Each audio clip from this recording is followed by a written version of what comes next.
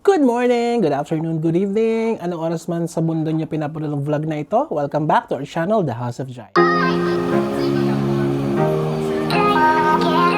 Most beautiful temple in Korea.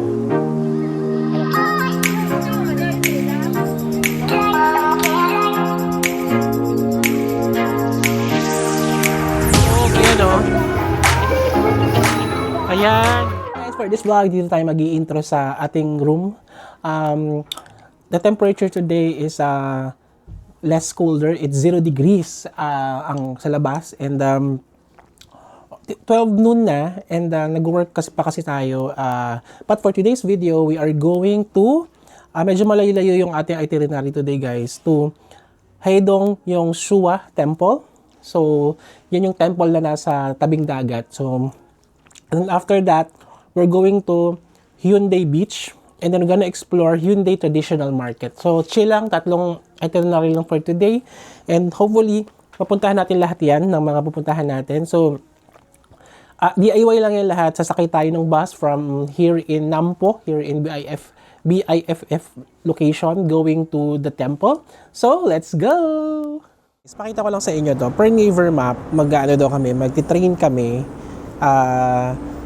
ng line 1. Grabe, 32 stops. So, 1 hour and 15 minutes. Tapos, bababa kami ng Seongjong Beach.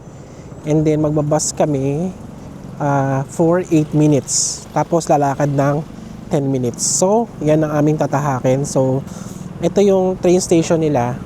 Ito rin yung underground shopping center nila. Yung, uso yan dito sa Korea. Hindi lang dito sa Busan, di ba? Pati sa Seoul. May mga underground shopping centers sila. So, sakay na tayo dito. But before that, mag-load muna tayo kasi parang less than 10,000 won na lang yung ating T-money. Nag-load tayo para mga 50,000 eh. Tig 50,000 kami. 20 siguro i-load natin. Sige, sige, 20. Actually, pwede mo namang gamitin kasi yung T-money rin sa sa ibang mga bagay, hindi lang sa train. Kaya okay lang. Ayan. So, I think ito na yung transport card charging. Ayan. So, mag-load tayo dito ng card natin. Pakita ko sa inyo paano mag-load. Pare-pareho natin i-figure out. So, dito yung cash. Dito yung card. Sige. Kanina yan sa akin. May English naman. Ayan. Ay, nawala. Ayan yung laman ng card ko. 13,000. So, 20,000. And then, 13,000 yung card ko. Insert tayo ng 10,000, yes.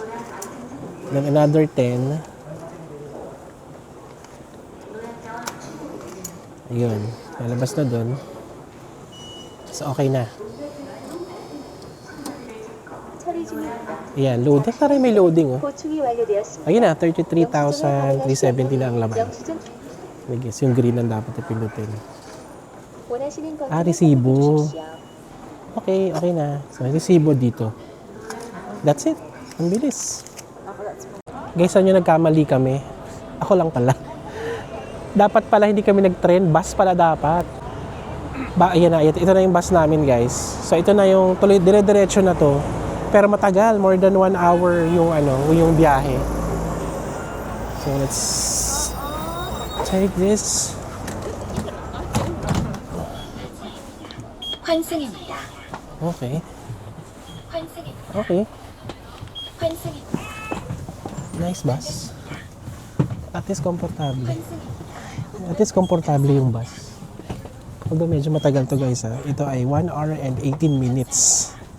30 stops. Grabe, no? So, pag pupunta kayo doon, sakay kayo ng order, dala kayong food. Pero wag lang kayo magkalat. Tanyo, meron pa kasi lang lalagyan ng tubig, oh. Kaso wala kami dalang tubig. Darating kami doon ng 2:23. Kasi dire-diretso na to eh. Hanggang doon na sa may Yongshua National Fisheries. Doon kami mababa. Tapos 10 minutes walk na lang. Then, nasa temple na kami. So, let's enjoy the ride. Tulog daw. Tulog muna, natulog. So, this is the DIY travel.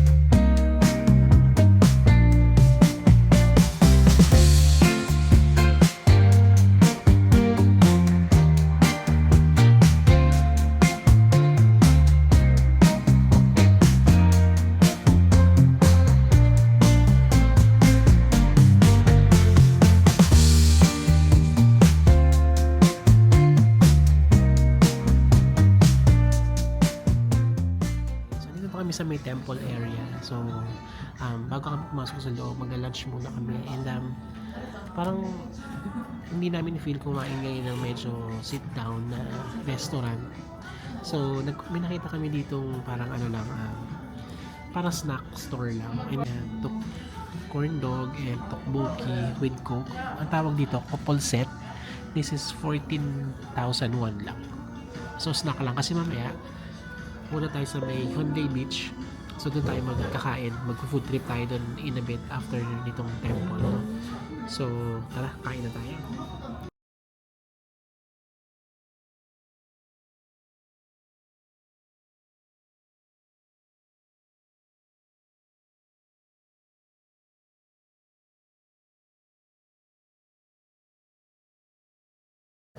We are now here in Yeonggongsan Temple.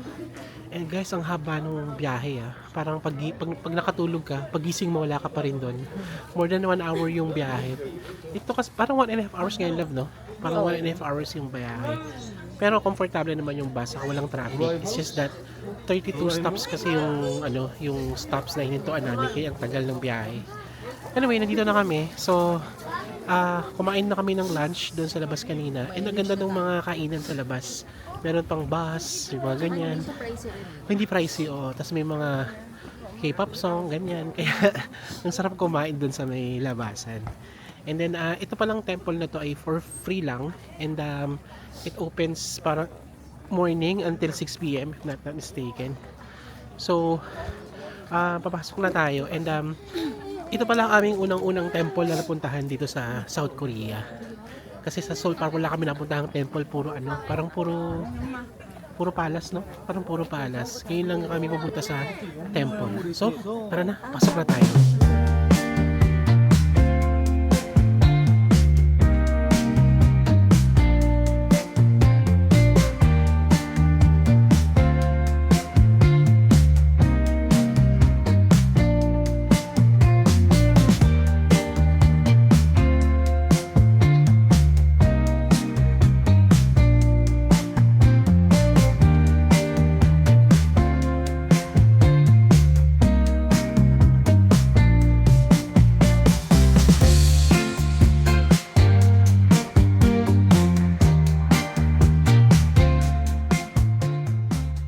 Guys, temple na to was founded by a monk who had a vision in the sea in the 1300s. Unfortunately, this was destroyed during the Japanese invasion, I think in the 14 or 1500s. Yan, ang mga Japanese na naman, ang may kasalanan. And then, this was reconstructed in the 1930s lang. So medyo matagal na itong temple na ito. So, sabi nila, this is the most beautiful temple in Korea.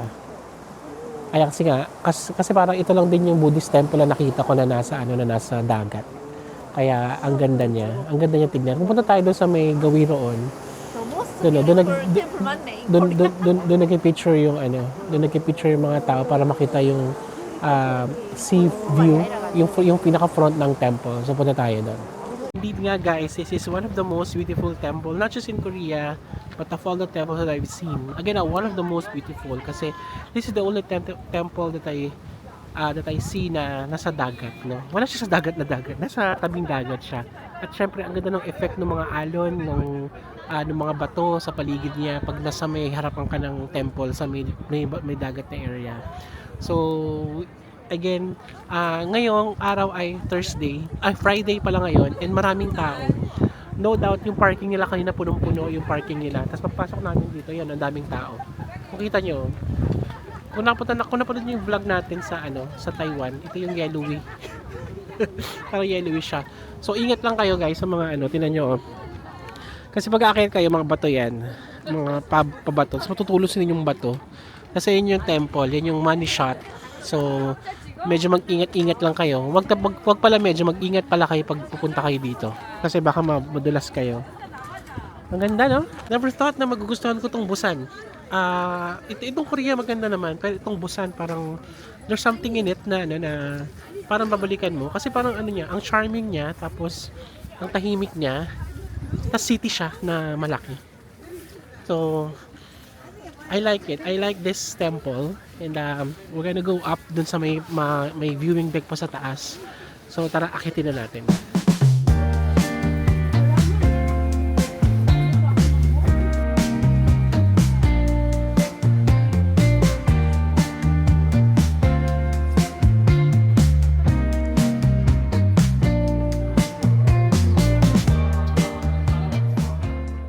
Here in Honday Beach, still in Busan. At ayan yung beach nila. Ayan, sakto may liwanag kasi kahapon yung Songno Beach ay gabi na tayo dumating. So ito yung mataas na building dito, guys. So, diyan sa building na yan, meron diyang parang observatory ng Busan. Hindi ko lang tawag niya, parang LCC pa tawag dyan. LCT. LCC yung tawag dyan. LCT? Yes. Diyan yung Busan in the Sky. So, check natin kung aakyat tayo dyan or parang dito solve na ako sa baba eh.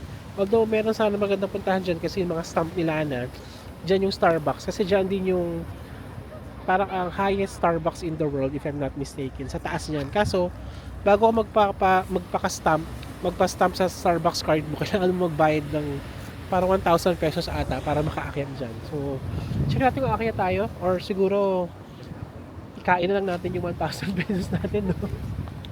But anyway, so gonna enjoy here. Sobrang lamig nga lang. Ano ba ngayon? Negative 3 degrees?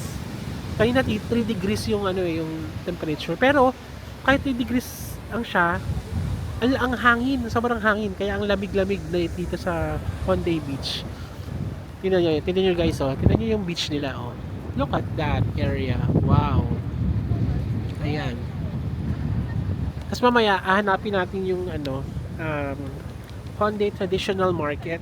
Mag-food trip tayo doon. Baka doon na tayo mag-dinner or mag-early dinner. Ang gusto kong gawin ngayon sa totoo lang, gusto kong magkape. Kasi ang lamig-lamig. Pero, nakakaloko yung mga Koreans. Diba lamig-lamig na? Yung iniinom nila, ice coffee. Grabe. Hindi ko maintindihan. Gusto mo lang malamigan yung ulo. Kailangan pantay yung loob ng katawan malamig din saka yung labas. Anyway, ito yung beach nila. Tingnan yung sand, oh. Ang pino, white sand nga siya, oh. Ang galing. Hindi ko sure kung kung totoo. So search ko nga kung totoo to or artificial tong sand na to or kinuha sa ibang beach kasi nilagay dito. Kasi diba lang parang ganito yung beach sa Songdo kagabi. I mean, ganito yung sand ng Songdo Beach kagabi. Ganito rin yung itsura niya. Tara, lakad-lakad tayo dito sa may beach. Lakarin natin tong kahabaan na to. Ayan, no. So, lakad lang natin to hanggang doon sa dulo. Tapos babalik tayo dito. Joke lang. Check, lang tayo. Chill lang tayo. Tingnan natin yung tubig, love. Yung tubig. Alam mo, walang dagat sa Pilipinas, ano? Guys, kung medyo mahina yung boses ko, sorry. Kasi medyo hindi pala medyo. Na-drain na yung baterya ng ng mic. Ayan, daming kalapati. Kalapati ba to? Ayan, oh. Seagull? Seagull to? Seagull? Ang dami nila, oh. Siguro naghahanap sa mga isda, nakakainin. Wow. Grabe, imagine nyo pag summer, ang daming tao dito siguro. Nag-swimming sila kasi ang ganda ng dito, ang ganda ng dagat nila. Ang linis, ang very swimmable. Tas I bet kapag summer, ang daming nakalatag na beach bed dyan at nagsasunbathing yung mga tao. Ang ganda, oh. Ang ganda ng itsura, oh. Tingnan nyo, oh. Wow. Perfect. Nakakatuwa yung dito, yung beach. Yung Honday Beach. Ito ba, Honday Beach. Para lahat ng vowel sa alphabet, ginamit na niya. May new ba dun? Ay na lang wala, di ba? Ay na lang wala. Lahat ng vowel ginamit. So, ikot-ikot lang tayo. Hanap tayo ng coffee shop na Korean. Di ba na-try na natin yung Tusam Coffee sa other vlog natin? Try natin yung iba naman. Compost Coffee or Idea. Or kung ano makita natin dito na Korean brand coffee. Let's go!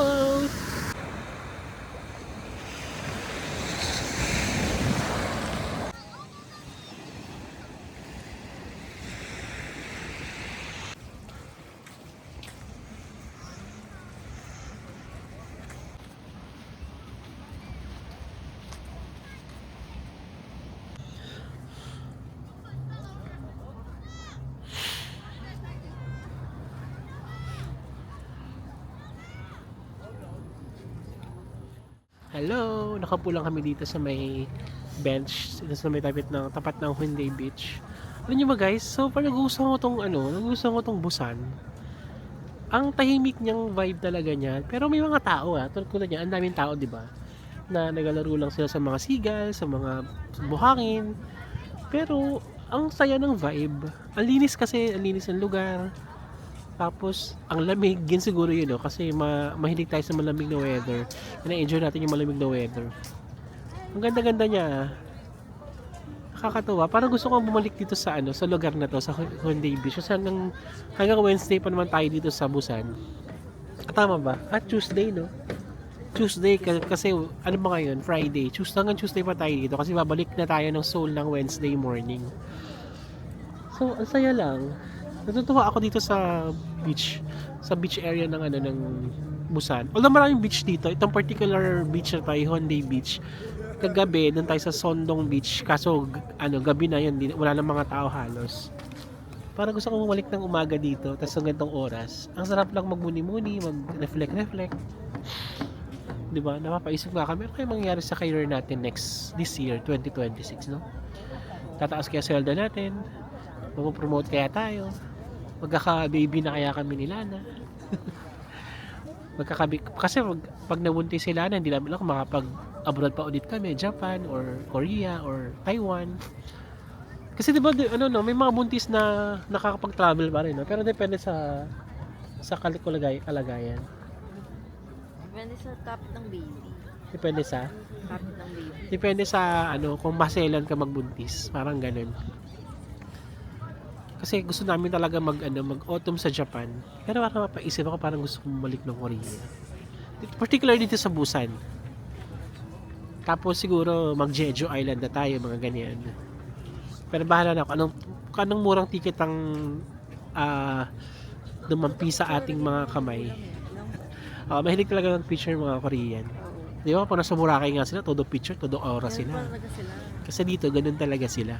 Talagang picture talaga sila. Hindi lang sila, pati mga anak nila. Pa-sunset na rin eh. Nasa 5-ish na 5. Kasi ang sunset dito sa Korea, namang ganitong panahon, nasa 5:40, 5:45. Siguro mga 5-ish na rin kasi medyo mataas pa naman yung araw na kaunti. Kaya nilulubos namin yung moment habang may liwanag pa bago kami pumunta dun sa Hyundai Traditional Market kung saan tayo kakain ng mga street food ulit. Ang saya dito. Nakakatuwa guys. So, huwag niyo palagpasin to. Although maraming dagat sa Pilipinas, may baywalk nga tayo. Pero syempre iba yung vibe ng nasa Busan. Iba rin naman yung vibe na nasa Pilipinas. Kasi dito talagang para tong Danang. Kung nakita niyo yung vlog natin sa Danang, beach siya tapos ang daming building sa papaligid sa likuran niya, sa harap ng dagat. Although yung sa Danang, mas malawak lang yung beach nila. Pero dito malawak din naman yung beach nila dito. Tapos ako nasabi ko na ba, hindi ko alam kung yung buhangin dito artificial ba or totoo yan. Kasi ang amazing kasi sobrang patag niya. Tapos white sand siya. Ayan Sorry sa mga Korean kung na-judge ko. Pero kung totoo yan, comment down below. Siguro research ko mamaya kung totoo yan. Ay, may doggy doon. May doggy doon. May doggy. Asan na yung si doggy? Nakikita niyo ba? Sige, magmuni-muni mo lang ulit tayo dito tapos mamaya ikot-ikot na tayo ulit. Guys, look Antong lugar na to ang ganda May mga tugtog. Ito yung dagat. Tapos pag tumawid na kayo dito sa may highway nila, ito yung Gunam-ro. Ito siya yung gitna, walking area. Tapos may tugtog na ganyan. Ayun ba yan sa Bear? Sa Bear pala. Kaya may tugtog. Ayan Ayan. Ang cute. Kasi guys, ito yung mga buildings dito. Tingnan nyo, ang ganda dito sa Busan, Look at that, Ito yung Gunam-ro Street nila. So, dire-diretso lang tayo dito. Pupunta tayo sa may traditional market nila dito. So, lakarin lang natin siya papunta doon. Pupunta tayo sa Hyundai Traditional Market. So, lakad lang tayo. Ayun na sila. Ayun na siya. Ang ganda guys, Ang daming, yung talaga, yung Korea in general, napaka pedestrian friendly. Ang dami mga walkable street, mga, di ba yung mga stream pa nga tayo napuntahan dun sa ano, sa Seoul. Ito naman, dito sa Gunamro, here in Busan, in Hyundai Beach. So, yan. Diba? Ang ganda oh. Masarap maglakad-lakad lang. Punta lang, umalis kami ng may liwanag pa dun sa beach para makita natin to, no? Hindi ko alam to eh. Gunamro, ang ganda. So, ito na guys. Accounting lakad lang from Hyundai Beach is the traditional market. So, dito tayo. Lalakad tayo dito. Actually, parang hindi siya traditional, no? Parang mga street food lang din eh. Explore lang tayo dito sa Hyundai Traditional Market na mga pwedeng kainin street food or dinner or whatever. Check natin kung ano mga makakain natin dito. May nakalab ako guys yung nakikita kong marshmallow na tinutorch. Ito wala. Hindi, kahit naman sa Seoul meron nun. Pero kasi hindi pa tayo nakakatikim nun. I love. Sweet and spicy. Chicken. Gusto mo? Ano guys, so meron din silang mga ganito, mga dried fish. Meron pang dried mango. 10,000. Ano yan? Ay, dried fish. Sama-sama pala siya, hindi lang siya mga street food. May mga ano din talaga, may mga food din na hindi hilaw pa, ganyan. Ito earmuffs dito, 7,000 lang. May mga tindang scarf. Sinisale na nila kasi siguro patapos ng winter, no? Ayan, oh. Yung mga... Ito, oh, talagang market, oh. Sa loob. Ayan, oh. So, lakad-lakad po tayo. Ay, wow! King crab lang. Guys, tingnan nyo, king crab. My God, king crab. 299,000 won. 2 kilos. Guys, look oh, buhay na hipon. Pero kakaibang hipon nila, oh, parang dragon. Kasi ito, oh, king crab. Oh, king crab. Ang laki, oh. King crab. So, I think parang patapos na siya. Yan na yung end niya. Oh. So, Tapos parang na mga damit-damit na dito. Yung octopus, yung green and onion scallion, yung roasted marshmallow. Ay, tatlo lang. Ay, ito. What's this? Ito mga snacks, Korean snacks lang. Oh. Love, tinan mo, love. Ano kaya ito? Oh? 2,000 lang oh, Korean snacks. Persimmon. Persimmon na dried. Ay, kastanyas, 9,000. Ano yung love? Ito yung pilahan siya dyan. Yung tempura ba? Ah, tempura. Ba't nakapila yung mga tao dito? Ay, parang ang sarap din lang, oh. Kasi na nyo yung nila, lalaki ng nila, tokbuko nila dito. Tapos ginugupit-gupit nila yan. Lakad na tayo. Yan, pwede na marami sila mga eel dito, oh. You know, mga eel, oh. Kala mo ahas, no? Pero sarap yan. Basta maganda yung pagkakaluto. I think that's the end. Yeah. Nagli lang pala itong Hyundai Traditional Market. O baka meron pang loob-loob na hindi natin napasok. Ito may mga pang delicacy to love, no? You know, dried eel. Ah, dried eel na. Favorite mo. Dried eel. Giant squid leg.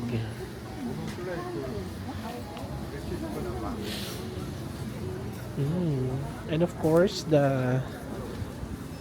ito. Ano nga ito? Yung fish, takoyaki. Ito yung honeycomb mo lang. Gusto mong tikman na to?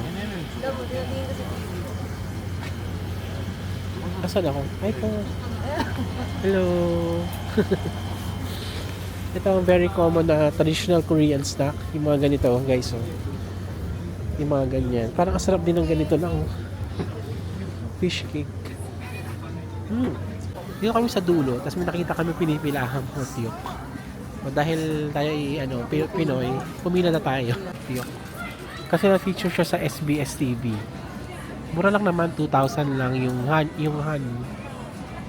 seed 2,500. So check lang, tikman lang natin yung isa at nakanilana. Ito na guys ang hotdog. So tikman na natin. Ito yung seed, no? So, seed flavor. Ako muna, bago sila na.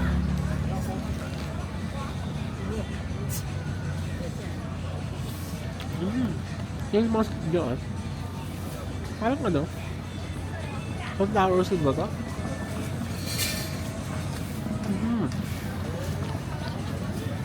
Matamis. Masarap naman.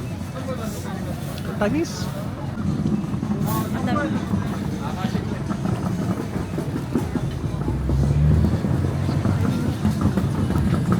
Ano yung seed niya? Parang sunflower? Sunflower seed, no? Okay naman siya. Masarap siya sa ganitong weather. Tapos kakaiba yung lasa niya. Wala siyang katulad sa atin.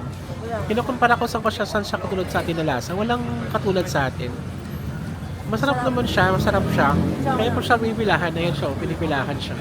Maski yung sa Sunday Moon Market, ang haba-haba ng pila niya. Kaya hindi kami nakakain doon. Dito lang kami kasi dito medyo maikli yung pila. Pero still, matagal siyang gawin. Kasi ginagawa siya sa tapang ng fresh. Sarap lang. Sarap. Walang kaparehas na lasa sa atin.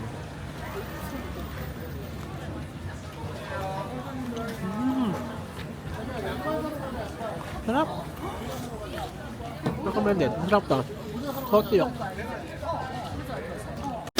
Since itong Busan ay nasa coastal and marami dagat dito, sikat dito yung mga seafood. So because of that, dapat daw tikman yung mga seafood dito. So titikman natin itong pusit. Yan, tapos pinipirito nila. Parang ganun oh. Yan oh. Worth, kukunin namin yung 10,000. That's 400 pesos. Dahil yung challenge siya, sasarap ka talaga. Oo nga eh. Challenge na tayo. 주문하시면 바로 됩니다.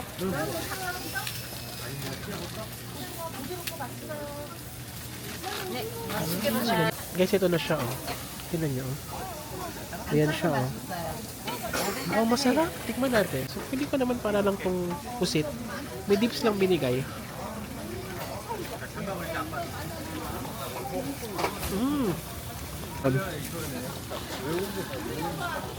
Akala ko mag-gummy siya. Hindi siya gummy ah. Malambot siya.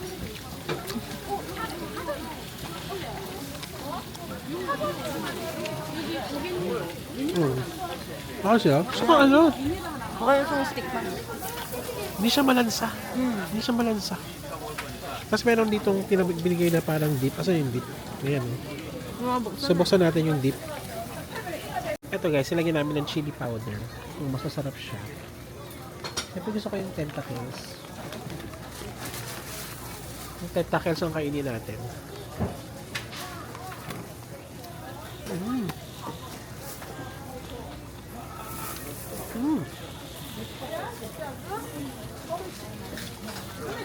It's a good to try, guys. Kasi yung Busan nga, sikat sa mga seafood. Dahil nga coastal town ito.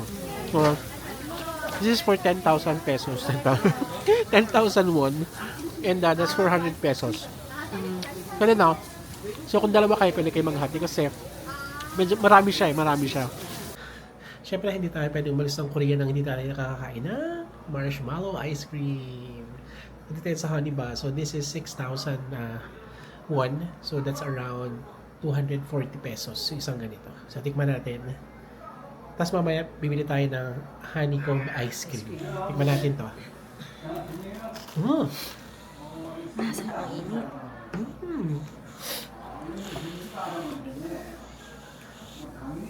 Again, wala siyang katulad sa Pilipinas na ganitong snack.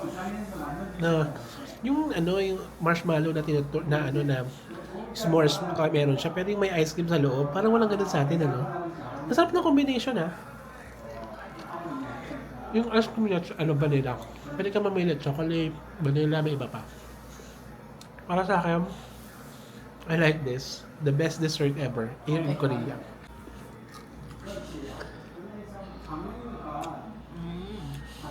Parang siyang plastic kung yung unang tigim. No? Dahil nga sa tinorch na, na marshmallow. Masarap. Sarap, no? Sarap. Yan. Kaya, tingin ko, mas try ito dito sa Korea. Hindi lang naman sa Busan meron ito, pati sa Seoul meron ito. Ano lang? Lamig-lamig kumakain ka ng ice cream. Anyway, yun sa mga guys. Ito naman guys, ito ang honeycomb ice cream, tama ba? So para vanilla ice cream siya, tapos meron siyang honeycomb, honey syrup.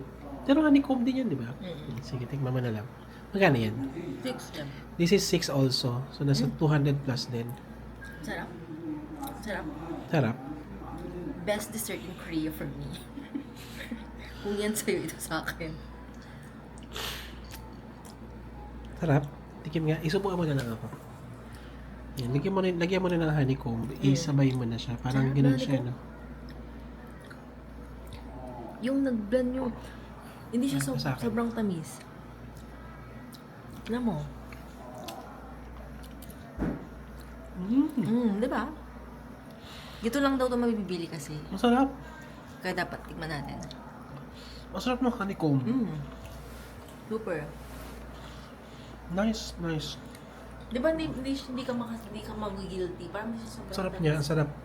Try nyo rin itong honeycomb ice cream dito sa may, Hyundai, Mabad pa sa atin. traditional market. Dito yan sa Busan. Okay guys, nasa bus na tayo going back to our hotel. And good thing dun sa Hyundai Beach up to our hotel, merong direct na bus. So, pag nag-neighbor map kayo, make sure lang na check nyo na lang yung mga isang sakay lang na bus, na train, para hindi na kayo masyadong ma-hassle na pag-transfer. Saka mas okay yun kasi hindi kayo mapagod. So ito, good thing dun sa tapat ng hotel namin, merong bus stop. So doon kami bababa. Kaso lang matagal kasi malayo itong Hyundai Beach hotel namin. Parang mga 1 hour yung biyahe. Mga 50 minutes siguro yung biyahe kasi kasama yung lakad namin kayo sa 1 hour na estimated ni Neighbor Maps. Okay, so siguro dip muna kami. Okay, see you sa hotel. We are back guys. We are now here in our hotel in Nampo area, here in BIFF, here in Busan. So grabe yung araw natin. Half day lang tayo pero siksik. Napakasaya nung araw natin and I really like yung Hyundai Beach, no? Yung area na yon. So kapag bumalik ako dito, doon na kami magbo-book ng ng hotel or Airbnb kasi ang ganda ng area. Ang ganda ng beach, andun yung crowd. May crowd din dito, andun yung crowd, pero gusto ko yun kasi yung lugar na yun. Anyway, bago tayo umakyat ng hotel, dumaan tayo ng 7-Eleven, saka ng Daiso. So, mapakita ko sa inyo mga binili namin. Kasi, nagpabudol na naman kami sa aming mga sarili, sa aming mga marupok na, na sarili. So, una kami nagpunta sa 7-Eleven kasi, di ba guys, bumili kami ng mga ganito. Kung nakita nyo sa previous vlog natin, yung mga parang seaweed na nilalagay lang sa kanin. So, bumili kami ng kanin sa 7-Eleven kasi bukas maaga kami aalis, mga 6 o'clock or 6:30 dahil mag-DIY tayo ng outside Busan. And yung breakfast dito is ang beginning ay 8 a.m. Ang weird no, 8 a.m. yung breakfast. Sa iba, 7 or 6 nag-open yung breakfast. Anyway, so bumili kami ng rice para titikman namin to. Ito pang dalawang rice na to. Itong rice na to nasa 2.9 sa 7-Eleven. Pero, mahal to 7-Eleven. Pag sa Daiso lang kayo bumili, 1,000 lang to or sa grocery. But anyway, nakabili na kami nung nakita namin. So, bumili kami nito. Tapos, bumili kami nito, syempre, ang favorite natin na banana milk here in Korea. So, standard yung price ito, 1,800 lang naman to. And then, pag after namin 7-Eleven, sumakay na kami ng bus. Yung bus namin ay more than 1 hour yung bus from Hyundai Beach to here in Nampo area. Malayo talaga siya, guys. Kahit mag-Grab kayo or wala palang Grab dito, kahit mag-Uber kayo, medyo mahal yung fare. Para mga 12,000 to 20,000 yung fare pagka nag-Uber kayo. Kaya either train or bus lang talaga. Pag train, mahirap lang kasi maraming transfer. Pag bus kasi, point to point na almost. Kaya gusto ko nagbabus dito. Saka yung bus, yun pala yung bus dito sa sa Busan, saka sa Seoul, flat rate siya. So 1,550 yung one way. So 1,550 para 60 pesos lang yun to 70 pesos depende sa exchange rate. So kaya gusto ko lagi na isang sakay lang kahit medyo malayo na lakarin sa next bus station. Basta isang sakay lang para makatipid tayo sa pamasahe kasi 1,550 lang yung isang way. Kanina nga yung 1 hour namin na biyahe, yung more than 1 hour na biyahe going to dun sa temple, 1,550 lang yun. So, sa 70 pesos, nasa 1.5 hours yun na yung total nun. Kaya, tip yan, pag nasa Seoul kayo or sa Busan, yung less transfer ang kunin yung bus or train para ma-minimize yung gastos. Anyway, pagdating dito sa Nampo, sabi namin, magpupunta kami ng BIFF, yung Busan International Film Festival, pero hinata kami ng Daiso.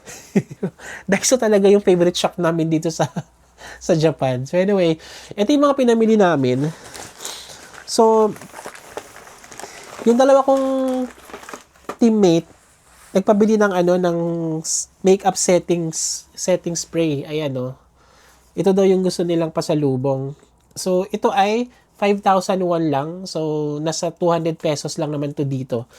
Yung, nakita ko to sa Oliviang in Seoul. Nag-range siya ng mga 13,000. Dito, 5,000 lang sa Daiso. Anyway, mukhang maganda naman yung quality nito. Research ko naman bago bilhin. So, ito na, Rennie and Grace, yung mga pinabili ninyo. Yan. So, setting spray. Pang ano daw to, para daw yung makeup daw hindi matanggal. Tama ba ko lang? Para hindi mabilis matanggal yung makeup. Ito daw yung ini-spray. Setting spray. Yan. Ito ko naka-encounter ng tinatawag na solid perfume. So, na-intrigue kami nila na doon sa solid perfume. And may mga mababango, may mga hindi masyadong mabango, may masyadong mabango. Kaya napabili ako kasi nabanguhan kami. And segue lang pala itong Daiso dito sa Busan na napuntahan namin. Ang dami magagandang selection. Yung mga Daiso, meron silang mga product na pare-pareho sila. Meron mga product na wala dito, na meron sa kabila. May mga ganun sila. Pero ito, ang gaganda ng mga selections ng mga product. So, ito, dito ko lang ito nakita. Ayan o, solid perfume. Ayan o, solid perfume. So, itong color blue, ito, para siyang stick na igaganyan-ganyan mo. Tapos, mabango ka na. Tapos ito naman parang cream na perfume din. So, cream siya pero perfume. May perfume siya. Mabango siya, itong blue. Tapos kagandahan, maraming kulay ito. Maraming mga parang mga variety. So, bumili kami tatlo nito. Ito kay Lana. Ito sa manager ko. Ito dun sa isa kong teammate na lead din. Yan, dahil kasi birthday niya. So, binilang ko siya. So, 5,000 din na isa. Nasa 200 pesos ang isa nito. Pero to dalawa na. Ayan. Yung lotion, yung cream na may perfume, saka yung solid perfume. Yan. Pero may nakita ako guys, na ganito, na maliit lang. Solid perfume lang. This is 3,000 lang. So, nasa nasa 120 pesos yung isang ganito. Kaso nga lang, yung kulay blue na ganito, wala nang stock ng maliit. Kaya, ang binili ko na lang, ito para sa akin kasi medyo musky din yung amoy niya.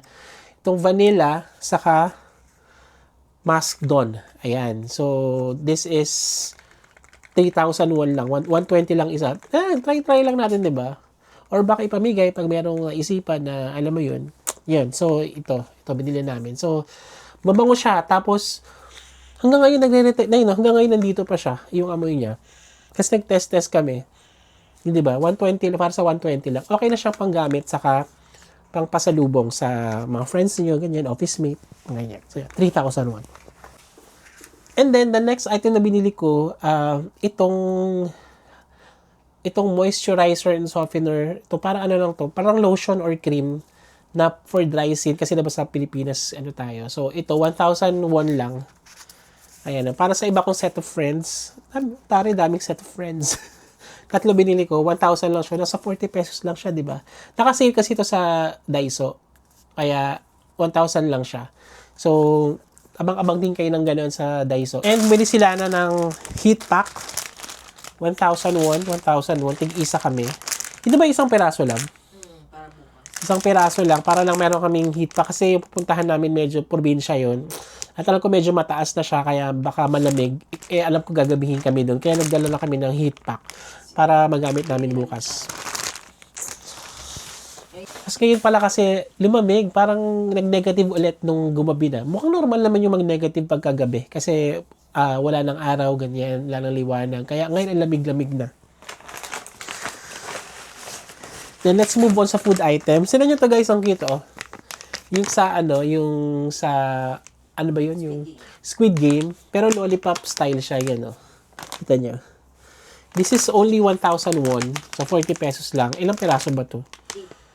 O, 8 pieces. Atin ba to? O, papamigay mo? Sa amin pala to sa bahay. And then remember the spam. Bumili ulit kami. Para sa bahay to. 1,001 lang din dito. Pareho lang.